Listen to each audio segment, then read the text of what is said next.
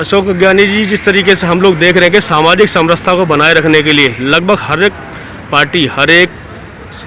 सुविधाजनक लोगों को अब इकट्ठा होने की ज़रूरत महसूस हो रही है और एक साथ आ भी रहे हैं। जिस तरीके से आज मंडल साहब की वर्ष जयंती भी है, तो यहाँ पर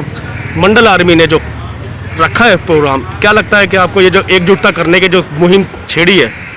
कुछ सफल होती नज़र आ रही है क्या? देखिए, मुझे ऐसा कुछ दिखाई नहीं दे रहा कि कुछ जो एक पहली बात तो सामाजिक समरसता, ये जो शब्द ही मनुवादियों का है, आरएसएस का है,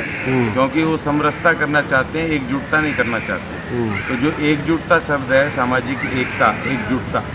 वो शब्द को हमें इस्तेमाल करना है। और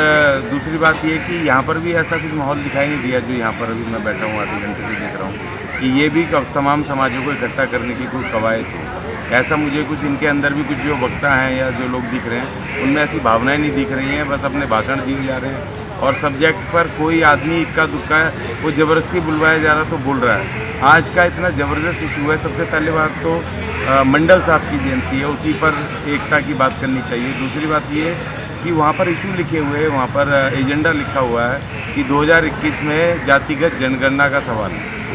सबसे, और उसके बाद सबसे बड़ा इशू है आउटसोर्सिंग,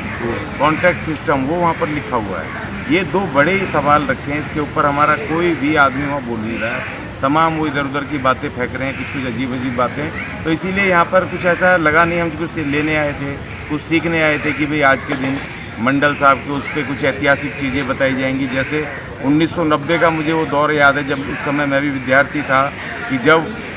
विश्वनाथ प्रताप सिंह जी ने जब मंडल कमीशन को लागू किया और इन मनुवादियों की साजिश देखिए कि वो चंद मनुवादी उन्हीं लोगों से बसें फुड़वा रहे थे, उन्हीं लोगों से विद्रोह करवा रहे थे जिन लोगों को 27% रिजर्वेशन मिलना था। तो इनकी साजिश देखिए कि उस वक्त क्या खेल चला था कि उसमें विश्वनाथ प्रताप सिंह, जो भले ही मंडल जी ने वो सिफारिशें दी, पुरानी किसी सरकारों ने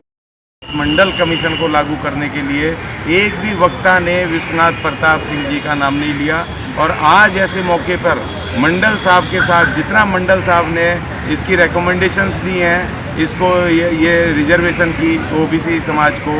उससे कहीं ज़्यादा उसको लागू करने वाले माननीय विश्वनाथ प्रताप सिंह जी का नाम और गुणगान भी उनका बराबर होना चाहिए था। आज के समय पर उनकी फ़ोटो लगनी चाहिए थी, जो नहीं है। तो मुझे दौर याद आ रहा है कि एक वो दौर था करीब 31-32 साल पहले कि जो समाज को वो मिलना था उसका फ़ायदा, वो समाज उसके विरुद्ध बसें जला रहा था,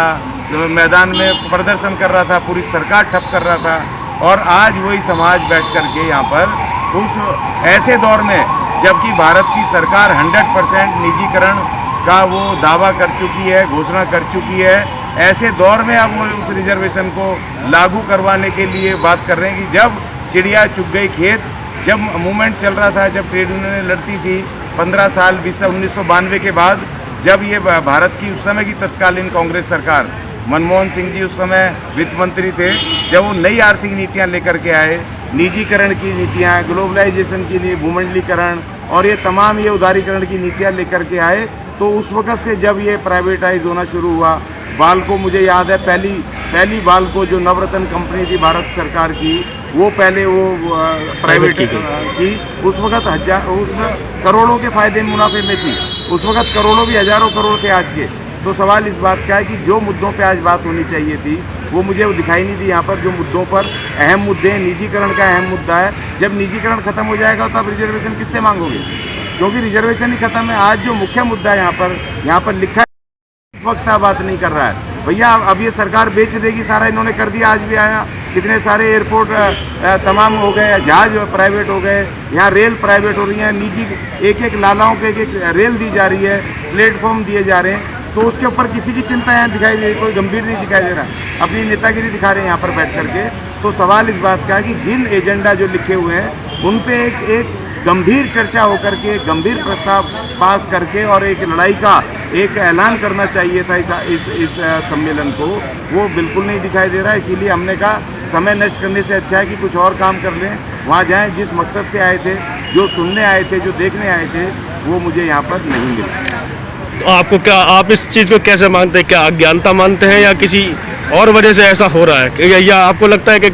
जो ताकतें हमेशा तोड़ने में विश्वास रखती हैं उसी तरीके से वही डरा चल रहा है? देखिए यहाँ पर दिल्ली सरकार के एक मंत्री जी बैठे हुए हैं और दिल्ली सरकार ने जो शराब के ठेके थे वो प्राइवेट किए हैं, अभी इसी महीने में किए हैं और उसमें रिजर्वेशन खत्म हो गया आपका। अभी मंत्री जी क्या बोलेंगे उसके विरुद्ध, क्या रिजर्वेशन के लिए क्या बोलेंगे? अभी दिल्ली सरकार ने एक यूनिवर्सिटी बनाई है जो स्किल डेवलपमेंट की यूनिवर्सिटी है द्वारका में, और उसमें रिजर्वेशन नहीं लागू किया हुआ, तो मंत्री जी क्या बोलेंगे? तो ये तो हास्यास्पद है, बहुत अजीब बात है कि वो हमारे एक कहावत है उत्तर प्रदेश में कि जो छिन रहा वही डोले के साथ, जो डाकू मोबाइल लूटने वाले हैं वही यहाँ बैठ करके वो उसके पक्ष में भाषण देंगे, तो हास्यास्पद नहीं होगा, अजीब नहीं होगी वो स्थिति। तो इसलिए माफ़ कीजिए, यहाँ कुछ गंभीरता नहीं है, यहाँ पर खाली अपनी रोटियाँ सेकने वाली है, एक फॉर्मेलिटी हो रही है कि हम मंडल साहब का जी नाम ले लो, चलो गायब आए, संगठन बना हुआ है, तो उसके लिए माफ़ कीजिए, मैं समझूंगा कि मेरा यहाँ पर कीमती समय 3-4 घंटे आने से गाजियाबाद से यहाँ आने में बैठने में समय ख़राब हुआ, तो इसीलिए कोई गंभीरता नहीं है।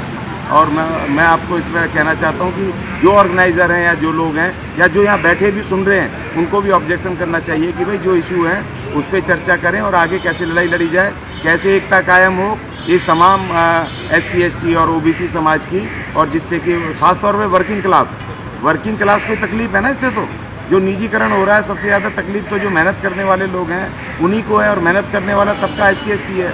सबसे ज़्यादा, वही तो काम का। हमारे पास कोई ज़मीनें थोड़ी हैं इस देश में, यहाँ खेती की ज़मीन है, ना कोई उद्योग है, ना कारखाने हैं। हमारी एक ले देखे सरकारी नौकरी होती थी, वो भी तुम निजीकरण से छीन लोगे। अब लाला थोड़ी देने वाला हम 1-2 लाख रुपए, अब लाला थोड़ी हमें स्टाफ क्वार्टर देने वाला है, या लाला थोड़ी हमें सोशल सिक्योरिटी या हमें उसके जॉब सिक्योरिटी देने वाला है। तो सवाल इस बात का कि जो खतरे सामने खड़े हैं और जो खतरे हमारे सामने क्या खड़े हैं वो आ चुके हैं, भिड़ने को तैयार हैं, और हम उनके बारे में बात नहीं कर रहे हैं। तो मैं समझता हूँ कि हमारे ऑर्गेनाइजर्स को इस पर ध्यान देने की ज़रूरत है। आप कमी किसकी मानते हैं? कमी नहीं है, उनके जो बॉडी है उनको उस पर सोचना चाहिए था और उस पर बात करनी चाहिए थी, वक्ता वो रखने चाहिए थे। सबको बुलाने का चेहरा दिखा करके बुलाने की ज़रूरत नहीं है, उनको बुलाना चुनिंदा वक्ता 2-4-5 वो बुलाने चाहिए, जो एक्सपर्ट होते इसके, विशेषज्ञ होते इसके, और जो आपकी जो कमेटी उनसे पहले ही चर्चा करती हुई इन गंभीर विषयों पर बात करनी है। तो होता है, जो भी आ रहा है उसको पता नहीं, वो पढ़ के भी नहीं देख रहे हैं और अपने वो आ रहे हैं, अपने संगठन का नाम चमका रहे जा रहे हैं। तो ऐसे आयोजनों में मेरी अपील है उन आयोजनकर्ताओं से, कृपया करके जिसने भी हमें बुलाया वो आगे से ना बुलाएं, हम शिकायत भी दर्ज करा देंगे, क्योंकि हमें समाज की लड़ाई लड़नी है और ऐसी लड़ाई ऐसे वहाँ पर जगह पे समय हमें अपना खर्च करना है जहाँ पर वाकई आने वाले इन खतरों के खिलाफ सीरियसनेस हो, गंभीरता से वो लोग लड़ रहे हो, चाहे 2 हो, 4 हो, 5 हो, मगर वो लड़ने के लिए तैयार हो और उस पर चर्चा कर रहे हो और कार्यक्रम बना रहे हो। धन्यवाद।